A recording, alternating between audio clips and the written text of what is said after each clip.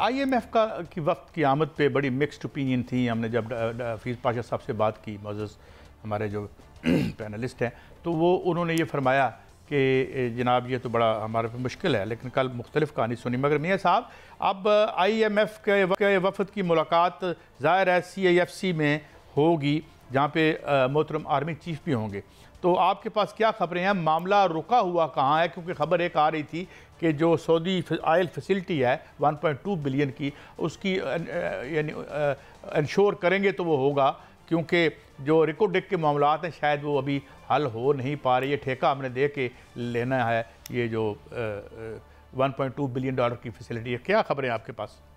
कायद साहब, IMF जो है वो एक जामे मुज़ाकरात कर रहा है। पहले तो वो उन्होंने मुख्तलिफ़ वजारतों से मुज़ाकरात किए, पावर मिनिस्ट्री से मुज़ाकरात किए, FBR से मुज़ाकरात हुए, वजारत ख़जाना से हुए, उनसे बड़े सख्त सवालात किए गए। कल जो ख़बरें आई थीं उनमें से कुछ ख़बरें जो हैं वो और भी हैं जो ख़बरें कल जारी की गई।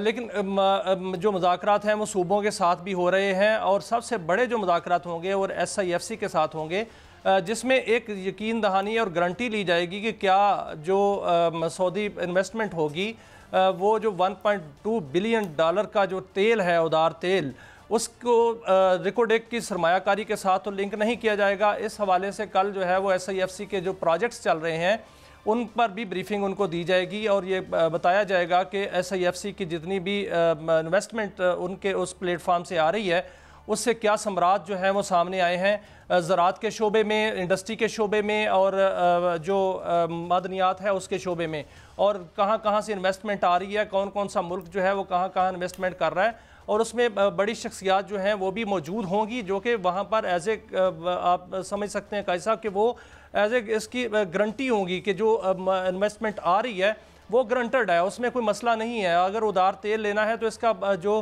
वो रिकोडेक के साथ सरमायाकारी के साथ उसका कोई ताल्लुक नहीं है। उसमें 80 करोड़ डॉलर की सरमायाकारी जो है वो अलग होगी, और 1 अरब डॉलर की सरमायाकारी बाद में अलग होगी। ये तमाम मामला जो हैं वो IMF जो है वो निपटा रही है। 2 दिन IMF के पास और हैं, वो यहाँ पर तमाम मामला ये निपटाएंगे। लेकिन असल सवाल ये है कि क्या IMF मुतमिन हो गया है हुकूमत से, या IMF ने हुकूमत ने IMF को मुतमिन कर लिया है कि हमने पहली जो तिमाही है उसमें जो शॉर्टफॉल किया है वो IMF उससे मुतमिन है, या मिनी बजट नहीं आएगा। इस हवाले से 2 आरा पाई जाती हैं। आपने देखा कि कल एक कायमा कमेटी हुई कायद साहब, उसमें जब उनसे सवाल किया गया कि आप अगर मिनी बजट ला रहे हैं तो हमें बताते क्यों नहीं, तो जिस पर राशिद लंगड़ियाल जो कि वहाँ जो चेयरमैन FBR हैं, उन्होंने कहा कि आप मुझे इजाज़त दें तो मैं असल बात बता दूं, वरना हमारे हाथ बंधे हुए हैं, मैं असल बात नहीं बता पा रहा। तो जिस पर रोक दिया गया उनको कि असल बात रहने दें।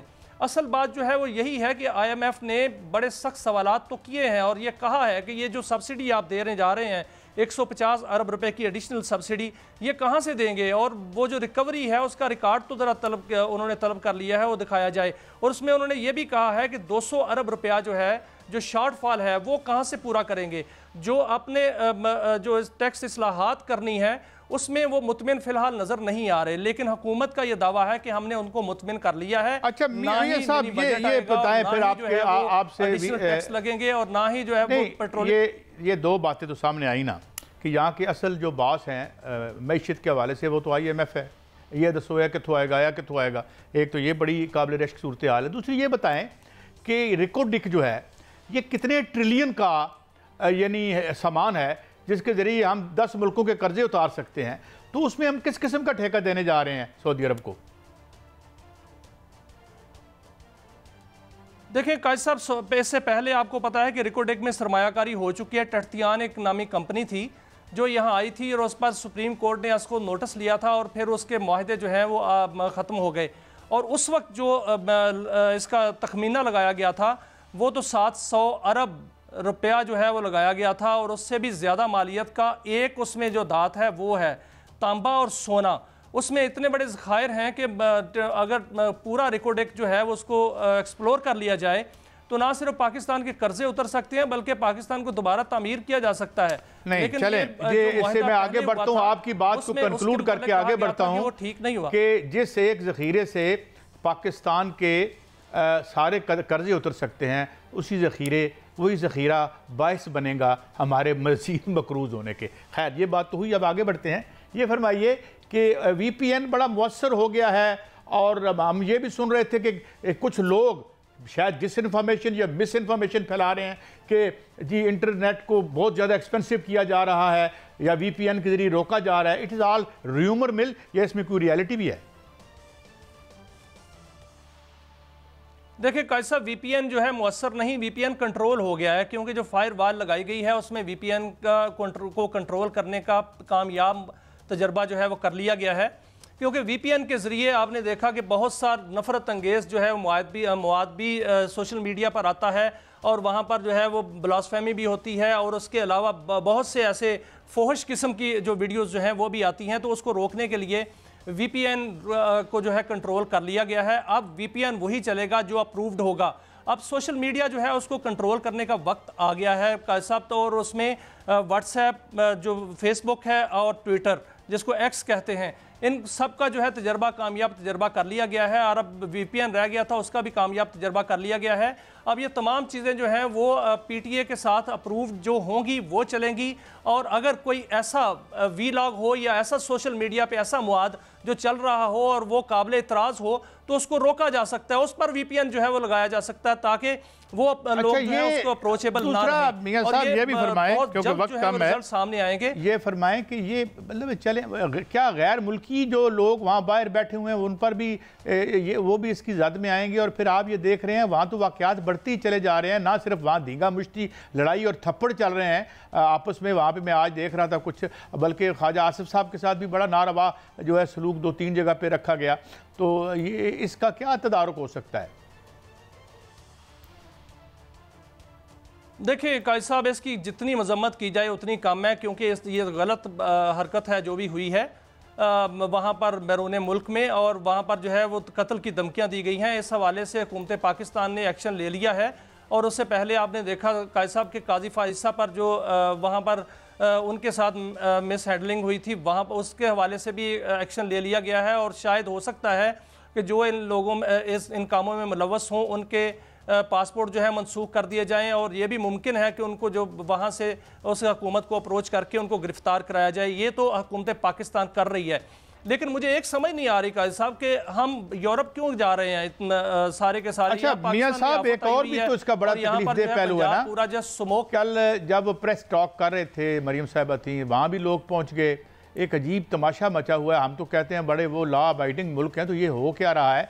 और दूसरा सवाल मैं आपसे ये करना चाहता हूँ कि BBC की आज स्टोरी है, जिस मर्ज से अल्लाह ताला उन्हें सेहत कामिला अता फरमाए मरियम नवाज़ साहिबा को, लेकिन सुना है कि BBC के मुताबिक ये कोई सना आसिफ डार साहब की स्टोरी है। वो कह रहे हैं कि या सना है खातून गालबन, वो कह रही हैं कि जी यहाँ पर ये पैराथायराइड जिस बीमारी का उन्होंने जिक्र किया है, इसका इलाज पाकिस्तान में मुमकिन है। तो ज़ाहिर है फिर इतना क्वालिटी का तो इलाज नहीं होगा पाकिस्तान में, इसलिए वो बाहर गए। मगर ये बात गलत है कि यहाँ उसका इलाज नहीं है, ये इसे आप एंडोर्स करते हैं? देखिए कायद साहब, यहाँ पर इसका इलाज है, क्योंकि टेक्नोलॉजी इतनी वसी और इतनी जदीद हो चुकी है, और प्राइवेट जो सेक्टर है उसके पास तमाम तर टेक्नोलॉजी और माहिर डॉक्टर मौजूद हैं, और ये इसका इलाज मौजूद है। मेरी भी चंद माहिरीन डॉक्टर से बात हुई, तो उन्होंने कहा कि इसका इलाज हो सकता है, कोई इलाज मुमकिन नहीं है जो पाकिस्तान में नहीं है। अगर कोई टेक्नोलॉजी की वजह से हुकूमत के पास फैसिलिटी नहीं है तो वो हो सकता है, लेकिन प्राइवेट शोबे के पास ऐसी फैसिलिटीज़ मौजूद हैं कि पाकिस्तान में इन तमाम बीमारियों के इलाज हो सकते हैं, और यहाँ पर उनको इलाज कराना चाहिए, इसमें कोई शक नहीं। क्योंकि पाकिस्तान के अंदर अगर वो इलाज कराएंगी तो बाकियों का भी इत्मीनान जो है वो बढ़ेगा, वरना लोग भी जो बाहर जाएंगे।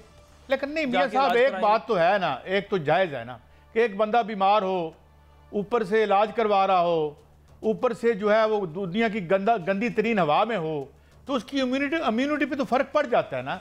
तो इंसान जो अफोर्ड कर सकता है वो बेहतर समझता है, यार मैं वहाँ जाऊँ जहाँ मेरा इलाज भी हो रहा हो और साथ हवा भी साफ़ हो, शायद ये फैक्टर हो।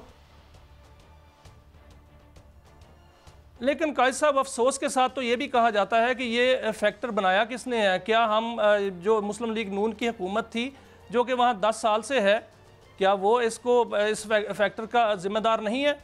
कल ख्वाजा आसिफ साहब का तो जो हम ट्वीट था, बात करते रहेंगे, हमने ब्रेक पे आना है। अल्लाह ताला उन्हें सेहत कामला अता फरमाए।